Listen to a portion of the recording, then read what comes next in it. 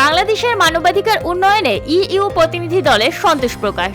দৈনিক সংবাদ দিগন্ত পত্রিকার নিয়মিত জাতীয় খবরের সাথে আমি আছি জুলিয়া জাহান। ইউরোপীয় পার্লামেন্টের প্রতিনিধি দল বাংলাদেশের মানবাধিকার উন্নয়নে সরকারের প্রচেষ্টাকে সন্তোষজনক হিসেবে উল্লেখ করেছেন।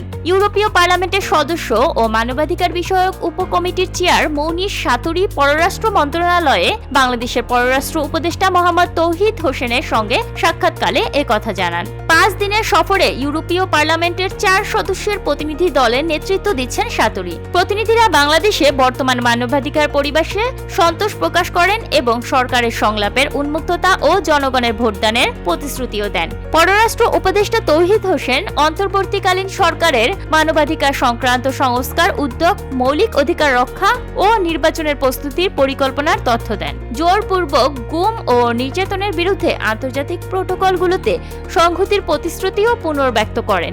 ডিআরওআই সভাপতি বাংলাদেশের রোহিঙ্গা শরণার্থীদের আশ্রয় দেওয়ার মানবিক উদ্যোগের প্রশংসা করেন। তৌহিদ হোসেন ইইউকে রোহিঙ্গাদের দ্রুত প্রত্যাবাসনে গুরুত্বপূর্ণ ভূমিকা পালনের আহ্বান জানান। প্রতিনিধি দল আগামীকাল 19 সেপ্টেম্বর কক্সবাজারের রোহিঙ্গা ক্যাম্প পরিদর্শন করবেন।